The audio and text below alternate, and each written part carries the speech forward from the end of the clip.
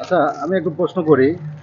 সেটা হলো, আঙ্গুর তো সচরাচর আমরা বিভিন্ন মানে ভিডিওতে দেখছি, টেলিভিশনে দেখছি, বিভিন্ন পত্রপত্রিকায় দেখছি যে মাছার নিচে নিচে ধরে আছে, কোনো ব্যাগিং করা হয় না। তো আপনি ব্যাগিং করার উদ্দেশ্য কি?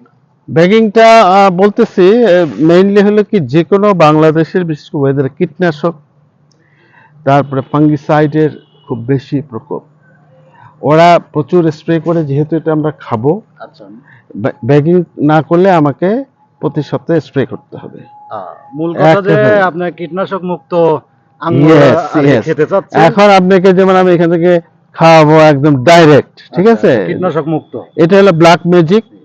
এখানে দেখেন এই ব্যাগিং করার জন্য মোটামুটি মোমের মতো একটা প্রলেপ আছে, সুন্দর। হ্যাঁ। এটা যদি আমি পেরে 15 দিনও রাখি, ইনশাল্লাহ কোনো সমস্যা হবে না। আর যেগুলা আমি যদি এটাকে স্প্রে করে আরো যদি ফাঙ্গিসাইড এবং হরমোন ইউজ করি, তাহলে এগুলা ফুলে ফুলে উঠবে। আমরা বাজারে তো সাধারণত যেগুলা দেখতে পাই ওই সব তো ফরমালিন, তাই না? না, ওটা কমার্শিয়ালি যখন বড় দেই, বড় বাগান হবে, থাকবে না বেশি দিন তখন থাকবে অত ব্যাগিং করা যায় না, আর কস্ট ইফেক্টিভ। তখন করে কি ঘন ঘন স্প্রে করে, আমিও তাই। তবে যেগুলা লেট ভ্যারাইটি আম, সেগুলো ব্যাগিং করতেই হয়, যেমন গরুমতি। সিজনালটা না করলেও চলে। তো আঙ্গুরও যেগুলা আর্লি ভ্যারাইটি হবে, ওগুলো হয়তো আমরা আগামীতে আর ব্যাগিং করব না। জি। বাট লেট ভ্যারাইটির অল্টারনেট নাই, এটা একদম আর্লি না, এটা একদম লেট না, বাট লেটের দিকে।